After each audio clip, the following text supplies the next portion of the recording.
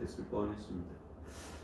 오늘 말씀 함께 보겠습니다. 경의 삶에 깃든 우상을 제거하십시오 라는 제목으로 함께 말씀을 나누도록 하겠습니다. 오늘은 하나님과 이스라엘 백성 사이에 벌어진 세 번째 논쟁을 다루도록 하겠습니다. 여러분, 2022년도도 벌써 6일째죠.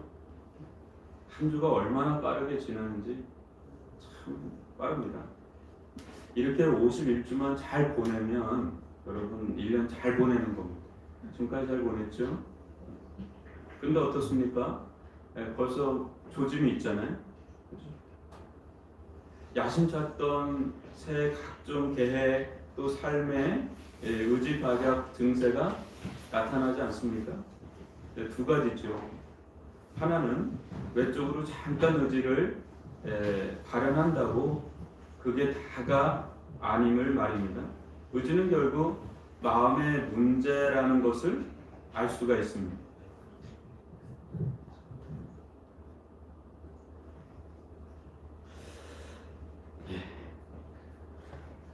마음이 잘 들립니까? 마음이 지속적으로 가야 이게 윤석준 목사님처럼 하셔야 되는데 마음이 지속적으로 가야 삶도 따라간다는 것을 우리는 알죠. 또 하나는 여러분 무엇입니까? 마음은 굴뚝 같은데 실행이 안 돼요. 이것도 결국 꾸는 꼴이죠. 두 가지. 마음과 그것을 행할 삶의 틀이 매우 중요합니다. 마음은 삶을 낳고 삶은 마음에 달려 있습니다. 신앙도 마찬가지죠. 정말 하나님을 영화롭게 하고자 마음이 있다면 예배드림이면 예배드림, 또 직장이나 삶에서의 가정에서의 삶이면 삶. 이게 좀 하울링이 좀 심하지 않아요? 또 교회에서 봉사나 섬김이면 섬김, 모두 하나님을 향한 그 마음의 열정, 사이즈만큼 하지요. 그럼 여러분 마음이 없으면 어때요? 말라기에서 우리가 살펴본 것처럼 모든 게 귀찮고 번거롭게 짝이 없죠. 한편 마음은 굴뚝 같은데 이 실행력이나 신앙의 틀이 없다고 생각해 보세요. 그러면 그 마음 확인할 길이 또 없습니다. 자칫 신앙이 이상과 공상에 가까운 것이 되죠. 여기 한 가지 덧붙인다면 마음은 없는데 가장 치명적인 세련된 죄가 또 있죠. 바로 위선과 외식, 종교적 멸심주의, 그것입니다.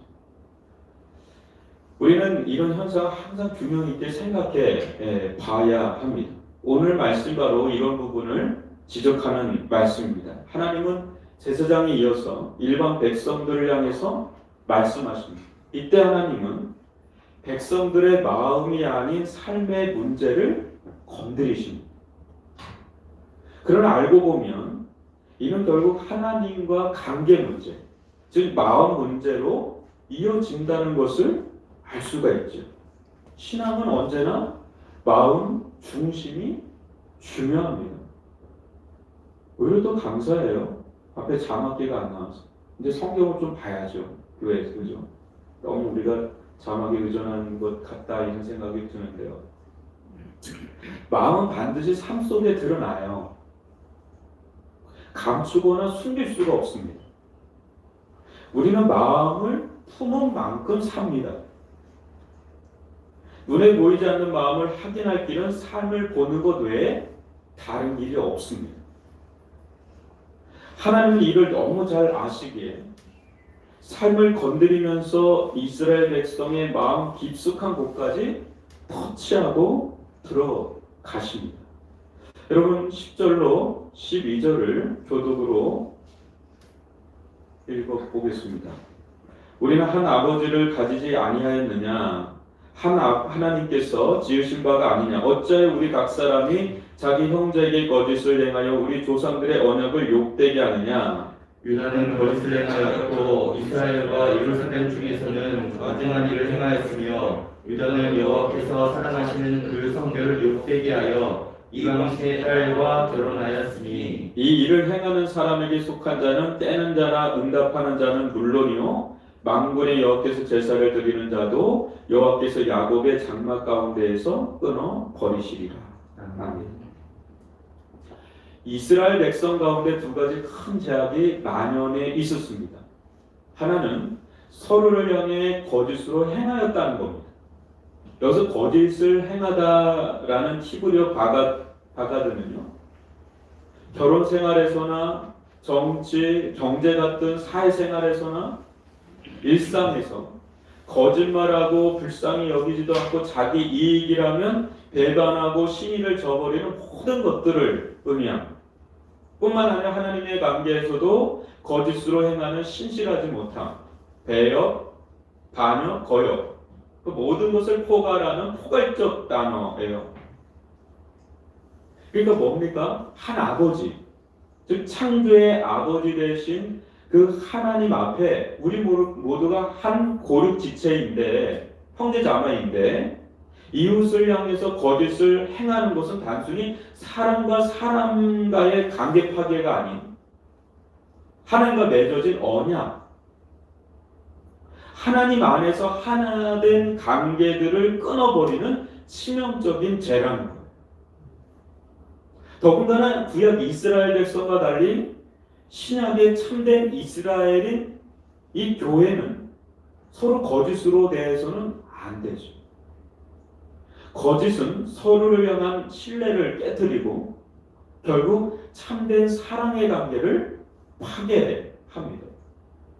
그때 예수의 피로 하나 되게 하신 새 언약도 파괴되는 고통을 겪습니다. 성령의 능력으로 육의 힘을 이겨야 하는데 육의 힘에 지배받을 때 성도들이라도 하나님과의 관계에서 오는 평안이 있죠. 사랑과의 관계에서 오는 평안이 있죠.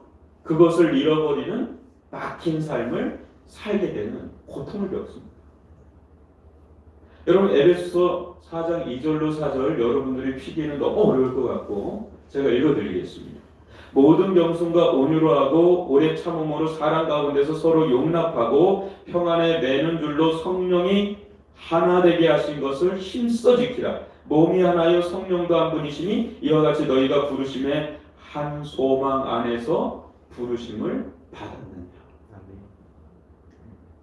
우리는 예수의 피로 하나 되게 하신 것을, 성령이 하나 되게 하신 것을 진실함과 신실함 속에 힘써 지켜야 합니다. 그때 영혼에 참된 평안이 오고 영혼이 잘 될 때 범사가 잘 되고 강건하게 되는 은혜를 누리게 될 줄 믿습니다. 우리 영혼이 평안해야 여러분 범사가 잘 돼요. 이 은혜 받는 게 그렇게 중요한 거죠. 근데 이 은혜라는 게 하나님과의 관계, 사람과의 관계, 화평이 있을 때, 열림이 있을 때 그때 평안함이 있지. 어느 하나가 깨져도 이게 뭉개지잖아요. 이스라엘의 두 번째 심각한 재앙은 이방 여인과의 통혼에 있었습니다. 근데 여러분도 아시다시피 구약의 이방 여인과의 결혼 사례가 있었습니까? 없었습니까? 있었습니까? 없었습니까? 있었죠. 대표적으로 누구죠? 아브라함은 어때? 결혼했죠. 그죠? 심지어 모세 율법을 썼던 모세는 어떻습니까? 부스 여인 치죠? 이방 여인인가요? 다말이라는 여인은 어때요? 유다의 다말. 라합이라는 기생은 어떻습니까? 룻은 어떻습니까? 작년에 룻기 했잖아요. 룻. 다 이방 여인입니다. 놀라운 사실은 이들은 메시아 혈통의 조상이 없고 더군다나 이방 여인들입니다. 문제는 이방 여인과의 통혼보다 무엇입니까? 이방 여인을 통해서 들어온 우상 숭배가 진짜 문제라는 거예요. 한마디로 핵심한 이방 여인이 아닌 그야말로 핵심하지 않은 이방 여인은 우상 숭배로 가는 채널이에요. 채널. 환히 열린 채널의 통로라는 거죠. 뻥 뚫린 화해예요. 이거 차단하지 못하면 코로나19 바이러스 퍼지듯이 이스라엘 진영 가운데 역병처럼 퍼지는 것은 뭐 시간 문제죠. 이때 당시 아이들 교육을 전담한 자들은 오늘날과 다르게, 오늘날도 뭐 엄마들이 주로 하긴 하지만 여인들이었습니다. 외국 여성들이니 히브리어를 할 수 있겠어요? 구사할 수 있겠어요? 잘 못하겠죠. 그러다 보니 심지어 모국어도 할 줄 모르는 자녀들까지 속출한 상태라고 느헤미야서에서 얘기하죠. 애들이 한국말을 몰라요. 당연히 어머니의 종교인 우상 숭배의 길로 가는 거는 뭐 식은 죽 먹기죠. 남편들도 우상 숭배자로 가는 것은 그리 어려운 일이 아닌 거죠. 그렇게 됩니다. 이것이 이스라엘 중에 가증한 일로 그 성결과 거룩을 욕되게 하는 근원이었어요. 더군다나 12절을 열어보세요. 굉장히 난해 구절이거든요. 깨는 자, 응답하는 자가 나옵니다. 이것이 무슨 말일까요? 깨는 자, 응답하는 자. 한마디로 말하면 깨는 자는요, 이방 여인들과 결혼하고 우상 숭배하도록 분위기를 깨우는 자예요. 깨우는 자. 독려하고 조성하는 주동자죠. 응답하는 자는 그런 자들의 말과 모습에 혹해서 따라가는 자예요. 반응하는 자죠. 이게 뭡니까? 이미 사회적으로 분위기가 만연하게 조성됐다는 거예요. 이방 여인과의 통은. 한두 가정이 아니고 한두 사람이 아니라 만연해 있다는 겁니다. 그런 상태로 이들은 하나님을 떠난 것도 아닌 또 안 떠난 것도 아닌 종교 혼합주의가 돼서 하나님께로 예배로 나오는 거예요. 그러니 그 예배를 하나님께서 받으시겠느냐. 그 예배가 어떤 예배겠느냐 말이에요. 아주 말도 안 돼. 1장 우리가 봤잖아요. 막장 예배예요. 그러면. 뭐 이거는 순전한 예배도 아니고 또 완전 또 우상 숭배도 아닌 완전히 변질된 변종 예배가 되고. 자, 한번 보십시오. 우리는 믿지 않는 자와 결혼해야 합니까? 아니면 절대로 해서는 안 됩니까? 여러분 한번 어떻게 생각하세요? 해야 됩니까? 아니면 절대 하면 안 됩니까? 답변을 잘 못하시는 분인지 제가 잘 모르겠습니다. 절대적 명령이라고는 할 수 없어요. 뭐 그렇게 하면은 그냥 돌로 쳐 맞아야 된다 이런 건 아니에요. 근데 원칙적으로 믿는 자와 결혼해야 되죠. 빛과 어둠이 벨리알과 하나님이 함께할 수 없는 거죠. 그러나 부득이하게 믿지 않는 자와 멍해를 같이 할 수 있죠. 같이 하게 될 수 있죠. 많죠, 뭐. 근데 그때 명심해야 할 것이 있습니다. 아브라함이나 모세, 살몬, 또 유다, 보아스 이들은 모두 배우자들을 믿도록 했어요. 뭡니까? 솔로몬처럼 끌려가지 않았다. 끌어왔다는, 끌어올 것 같으면 하시라는 거죠. 끌어올 힘이 있으면 하시라는 거죠. 여러분들이 그러한 마음과 신앙심, 사명감이 아니고서는 이 불신 배우자와 결혼한 후 신앙을 놓칠 확률이 상당히 많습니다. 이 부분에 대해서 할 얘기가 너무 많지만 너무 길어서 할 얘기를 여기서 끊겠습니다. 저는 너무 많이 봤기 때문에 여러분들도 다 봤을 거예요. 중고등 청년도 뜨거웠던 사람 소용없어요. 결혼 딱 하면 그걸로 다 하실 거예요. 성교 간다 하는 자매들도 뭐 여지 없어요. 언니 누나들 뭐 다 소용없어요. 가까스로 배우자의 동의하에 여러분의 신앙의 자유를 누린다 하여도 자녀를 신앙으로 키우는 문제는 또 다른 문제가 될 겁니다. 그래 결혼할 때 믿지 않는 자와 멍해를 같이 하는 문제는 단순한 사랑, 경제적 문제를 뛰어넘어서 여러분과 자녀, 가정, 또 교회의 궁극적인 안녕, 그 모든 것과 매우 밀접하게 연결되어 있음을 절대 잊지 마십시오. 사라져가요. 그 형제자매들이, 그 뜨거웠던 형제자매들이 결혼과 동시에 사라져가요. 이게 단순한 문제가 아니죠. 근데 이 모든 것 가운데 무엇이 있는지 아십니까? 결혼할 때 여러분의 하나님을 향한 경외심 문제가 그 속에 담겨 있어요. 배우자를 탁탁이 이전에 숱하게 이 교회를 섬기다 보면 대부분 여성도들을 만나고, 여성도들의 외믿음을 가진 여성도들의 대부분의 문제는 남편의 믿음 없음 문제로 골치 아파요. 저는 이 경상도에 가서 너무 그 부분을 너무 많이 봐요. 굉장히 유교적인 게 너무 세요. 가부장적인데 엄청 강한데요. 안동서부터 그쪽은 너무 세요. 길을 못 핍니다, 여러분. 진짜.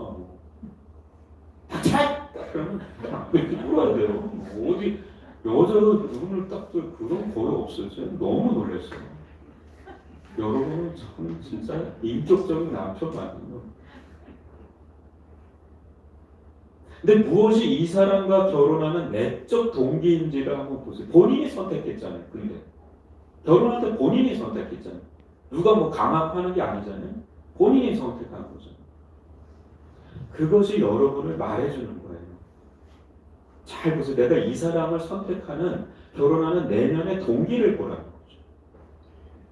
부모님들도 자녀들의 결혼을 놓고 기도하고 권면할 때 여러분들의 자녀들의 배우자로 무엇을 가장 중심으로 보는지를 한번 보세요. 그것이 여러분을 말해줍니다.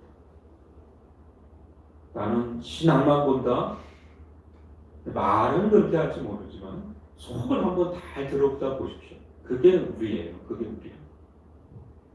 정말 전도할 마음이라면 십자가를 지는 사람으로 결혼하십시오. 그러면 혹 여러분의 결혼을 통해서 한 영혼이 구원받는 놀라운 은혜가 임할 줄 믿습니다. 아주 선교사라고 생각하고 결혼하셔야 돼요. 내 배우자가 선교사다. 그 각오하고 결혼하셔야 돼요. 혹 배우자가 여러분을 핍박하여 신앙을 내려놓게 하려 한다면 육은 죽을지 모르나 영은 죽이지 못하는 배우자보다 오히려 영과 육 모두 심판할 수 있는 하나님 앞에 두렵고 떨림으로 서길 바랍니다. 불같은 연단을 받으실 거예요. 저는 망치로 다리를 막 맞은 분도 저는 봤거든요. 다 으스러지더라고요.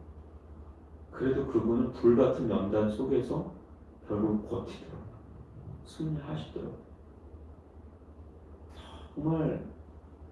정말 대단한 일들이 많이 해요. 그러니까 아예 각오를 하시고 결혼을 해야 돼요. 불신자와 결혼할 때. 처음에는 뭐 이제 어떻게든 결혼하려고 뭐 다 하죠. 근데 결혼하고 나면 이제 진짜가 펼쳐지잖아요. 그러니까 여러분 아주 정신 바짝 차려야 되는 거죠. 그럼 이제 자매들 같은 경우 얘기하죠. 목사님, 형제가 없어요, 교회에. 진짜 기도해야죠. 기도해야 돼요. 있어요. 할 때 되면 있고, 아니면 순전하게 그냥 하나님께 바치는 삶으로 가든지, 아니면 진짜 선교를 하든지 하는 마음으로 결혼해서 가야죠. 신앙 놓치면 안 되잖아요. 그러다가 신앙 놓치면 끝나는 거죠. 이런 상황에서 다음과 같은 일들도 있습니다. 13절입니다. 같이 한번 읽어볼까요? 시작. 너희가 이런 일도 행하나니 곧 눈물과 울음과 탄식으로 여호와의 제단을 가리게 하는도다. 그러므로 여호와께서 다시는 너희의 공헌물을 돌아보지도 아니하며 그것을 너희 손에서 기꺼이 받지도 아니하시거늘.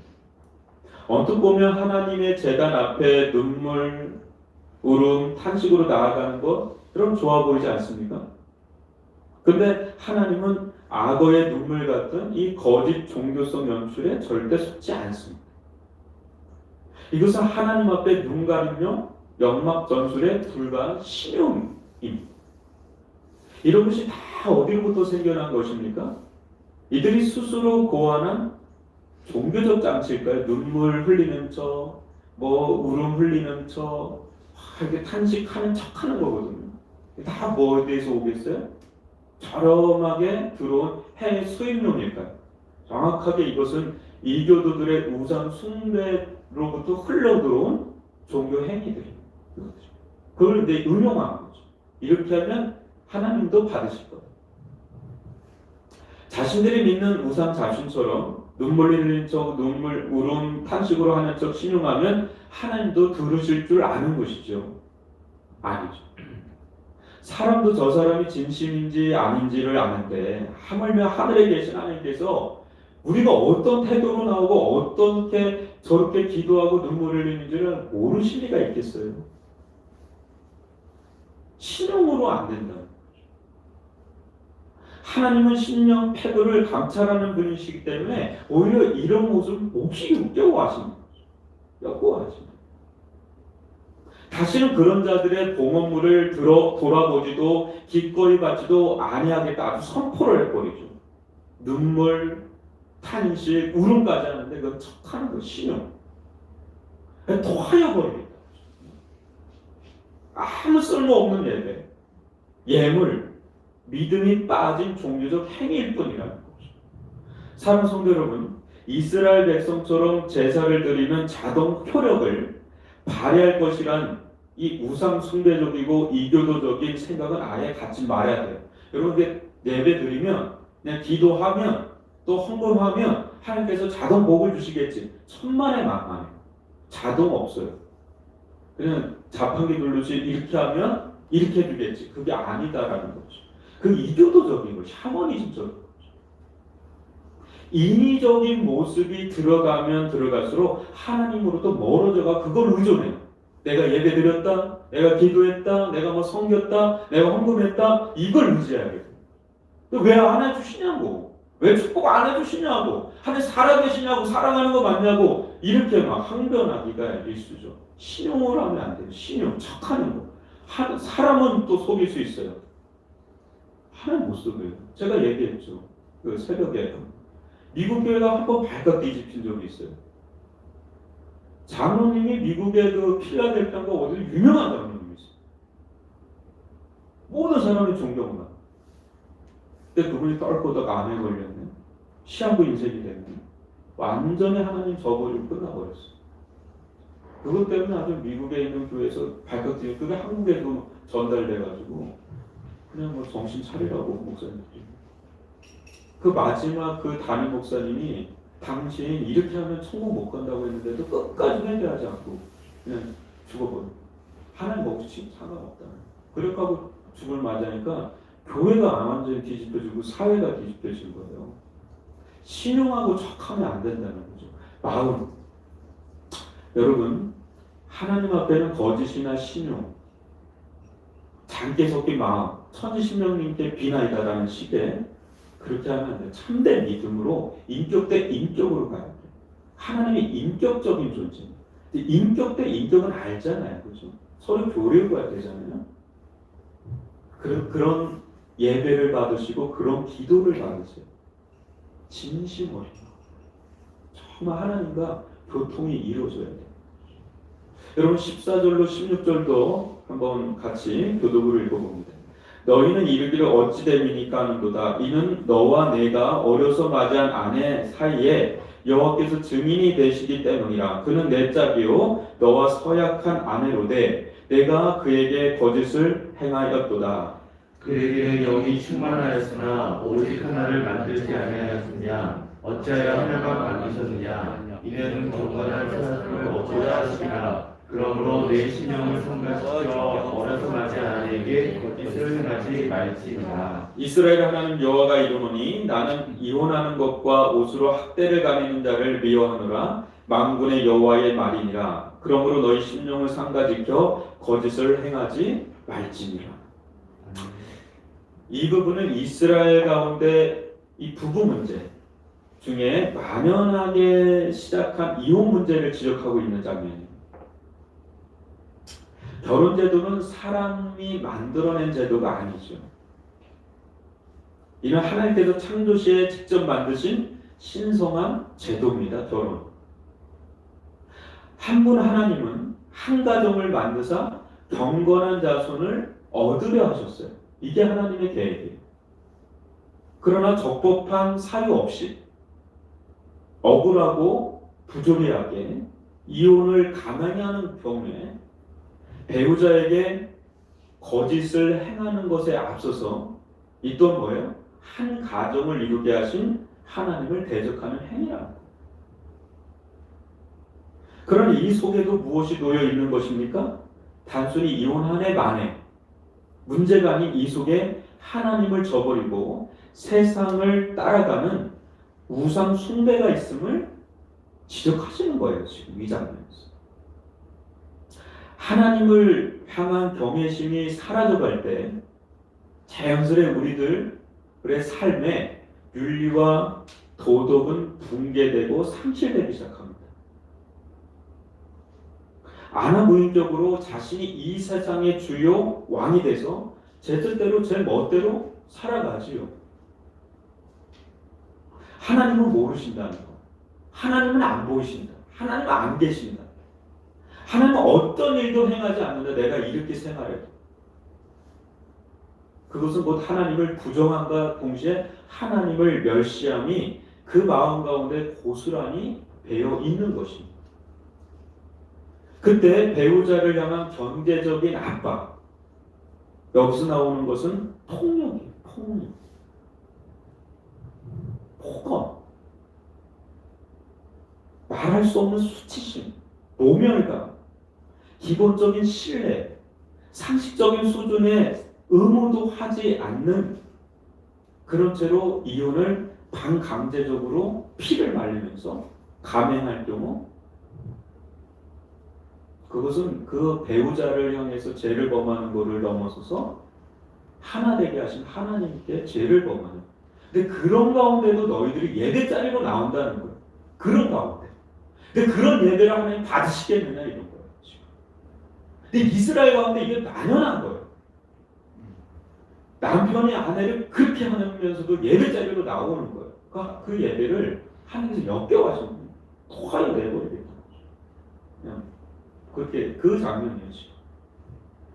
한 목사님이 몇 년 전에 공개적으로 자기의 온 편지를 책망한 이제 이렇게 읽고 책망한 적이 있었습니다.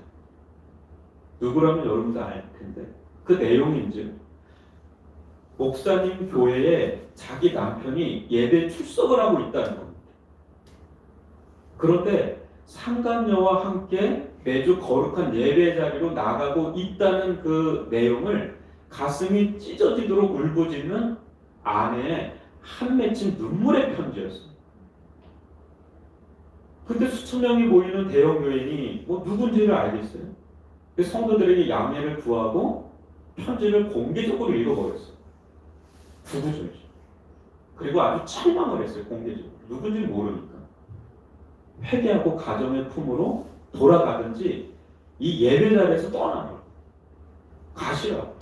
그 예배 하나 안 받으신다고 아주 공개적으로 책망한 그런 설교였어요. 근데 이런 일들이 오늘날 교회에서 비일비재하게 일어나고 있는 거 아십니까? 하나님께서 맺어주신 남편과 아내에 대한 정조, 그 기본적인 삶, 그걸 지키지 못한 채 예배 자리로 나오는 것은 여러분 무엇입니까? 회개하고 회복하기 위해서 나오는 것입니까? 아님 정말 하나님을 경배하고 싶은 마음으로 나오는 것입니까? 아님 종교적, 단순한 종교적 위안을 얻기 위해서 나오는 것입니까? 도대체 무엇 때문에 나오는 것입니까? 하나님은 오늘 이스라엘 백성 가운데 만연해가는 도덕적 타락을 지적하시면서 이는 단순한 도덕적 행위, 타락이 아닌 그 속에 하나님을 경외하면서 떠난 세상을 쫓는 우상 숭배적 죄악이 있음을 고발하고 주께 온전히 돌아오도록 지금 경고하고 있는 거예요. 삶을 지적하면서 그 속에 배어있는 우상 숭배적인 마음을 돌이켜서 삶을 개혁하고 나오라는 거죠. 사랑하는 성도 여러분, 오늘날 우리들 안에 얼마나 많은 세상의 물결이 있는지 보십니까? 세상에서 일어나는 일들이 버젓이 교회에서도 일어나고 그것은 세상적으로도 문제죠. 그죠? 세상적으로도 드문 일이니까 문제인데 나아가서 하나님의 이름을 먹칠하는 거죠. 이때 신자는 거룩한 능력을 상실합니다. 거룩한 능력을 상실한 자에게 기대할 수 있는 건 아무것도 없습니다. 우리가 잘난 게 아무것도 없어요. 은혜 떨어진 우리도 아무것도 아니에요. 하나님께서 부어주신 거룩한 능력 떨어진 우리 아무것도 아니고요. 삼소자 아무것도 아니고. 우리를 우리 되게 하는 것은 은혜예요. 우리를 우리 되게 하는 건 하나님의 거룩한 능력뿐이 없어요. 근데 이거 떨어지면 말짱 꽝이죠, 우리도. 그저 세상 영으로 충만한 상태로 매주 그냥 교회 출석 도장 찍는 거예요. 그냥 눈도장 찍고 가는 거죠. 누가 알겠어요? 또 누가 뭐라 그랬겠어요? 그렇게 하면 여기만 교회 딴 교회로 바꿔버리죠. 대형 교회로 쓱 스며들어서 불특정 다수가 돼서 그냥 거기서 룰루랄라 그냥 예배 드리는데 그 예배가 어떤 예배인지도 모르고 내가 언제 하나님 멸시했습니까? 더럽겠습니까? 당신 나 사랑한 거 맞습니까? 이런 말만 하고 그냥 평생 가는 거예요. 그렇게. 거짓을 버려야 합니다. 거짓적인 거 버려야 돼요. 그리고 올 한 해 우리 안에 있는 내 가정 안에 있는 우리 교회 안에 있는 그 거짓된 것들 다 버려야 돼요. 조금이라도 하나님 앞에 더 진실해지는 길, 신실해지는 길, 순전해지는 길을 가는 것. 이 길만이 우리가 가야 될 길인 줄 믿습니다. 2022년도 시작하면서 얼마 지나지 않았지만 여러분 우리들의 삶 속에 하나님께 기뻐하시지 않는 부정한 어떤 행태들, 삶을 여러분 작은 것부터 큰 것까지 불살라 버리도록 아예 마음을 먹으세요. 물질이면 물질, 관계면 관계에서 작은 것부터 큰 것까지 이 야곱의 가정 안에도 이 부정한 것들이 들어왔거든요. 있어요. 우리들이 아무리 하나님을 믿어도 세상적인 부정한 요소들이 크고 작은 것들이 왜 없겠어요. 우리들의 생각과 마음과 삶 속에 내 개인적인 또 우리 가정 안에 또 우리 교회 안에 왜 없겠어요. 없으면 그게 거짓말이죠. 있지요. 근데 그런 것들을 불살라 버리는 거예요. 그걸 버리는 거죠. 여러분 버리는 것은 쉽지 않아요. 쉽지는 않지만 버리잖아요. 그 하나님으로부터 오는 참된 자유가 있어요. 그 행복이 있어요. 그 가벼움이 있어요. 그리고 여러분 기쁨이 있어요. 오랫동안 그렇게 버리지 못하는 것들인데 그걸 딱 내려놓잖아요. 엄청난 능력이 생겨요. 자유가 오고 기쁨이 생겨요. 야, 이런 세계가 있군요. 예를 들면 쇼핑 중독에 걸렸다. 그거를 내려놓잖아요. 또 다른 엄청난 자유와 힘이 내면에서 생깁니다. 담배 있잖아요. 그거 끊잖아요. 엄청난 자유가 생깁니다. 여러분 술을 끊잖아요. 또 다른 세계가 열립니다. 그거 어렵죠. 크고 작게 어려운 것들이 있어요. 그리고 매번 따박따박 들어오는 부정적인 루트로 들어오는 돈 있죠. 그거 끊으면 죽을 것 같죠. 또 다른 은혜가 있어요. 하나님 앞에 정결해지는 은혜가 있어요. 거룩의 능력이 회복되는 은혜들이 있다. 관계도 마찬가지. 여러분 하나님 앞에 결단하십시오. 부정적인 것을 버리고 좀 더 나아가서 거룩한 삶을 내가 살겠다. 좀 더 그냥 조금 더 1mm, 1cm라도 되면 조금 더 거룩한 삶을 살겠다고 결단하십시오. 한꺼번에 하면 여러분 뭐가 와요? 면역 반응이 와요. 그 뭐라 그러죠? 갑자기 그러면 예? 다이어트 하다가 금단 현상 그 너무 심하게 오니까 조금씩 여러분 이렇게 결단하십시오. 여러분 하나님 앞에 사는 게 억울하고 억압된 삶이 절대 아니에요. 더 나은 삶이 굉장히 많아요. 하나님 안에서 더 자유로운 삶, 더 나은 삶, 더 좋은 삶, 더 경이로운 삶, 와 이런 세계도 있구나. 야 이렇게 자유한 삶이 있구나. 이렇게 기쁜 삶이 있구나. 이렇게 행복한 삶이 있구나. 이렇게도 능력이 주어지는 삶이 이렇게도 있구나라는 것을 경험하십시오. 너무 놀라운 삶이 하나님 안에 있어요. 말라기서가 경고등을 켜는 거지만 하나님 앞에 나오는 게 여러분 그렇게 나쁜 게 아니에요. 이방 여인과 끊으면 죽을 것 같죠. 이방 여인 아니고 믿는 여성들과 남편들과 결혼하는 것 속에는 엄청난 은혜가 있어요. 경제적으로는 좀 어려울 수 있겠죠. 세상적으로. 근데 그것도 다 하나님이 부어주세요. 때때로. 일단 신령한 은혜가 있으니까 자유가 오죠. 여러분 하나님 안에 훨씬 더 자유한 삶, 나은 삶이 있다는 걸 꼭 믿으시고 하나님을 경외하시길 바랍니다. 하나님 경외함에 능력 있고 자유가 있고 행복 있고 기쁨 있고 생명 있고 평안이 있는 줄 믿습니다. 우리들 가운데 누수되는 것들 많잖아요. 그거 다 막아져요. 그것만 막아줘도 은혜죠. 줄줄줄 새는 거 많잖아요. 그것만 출혈만 안 돼도 여러분 은혜예요. 대박은 안 터져도 은혜가 있단 말이죠. 하나님께 돌아오는 게 그건 여러분들이 사는 게 우리가 사는 일. 부조적인 것 하나 오늘 하루 요거 하나 내버려야 되겠다. 그리고 거룩한 삶 하나 내가 취득해야 되겠다. 하면 다른 삶이 열려요. 그런 은혜가 우리들 가운데 주어지기를 주님의 이름으로 축원합니다. 여러분 들은 말씀 가지고 날마다 우리 가운데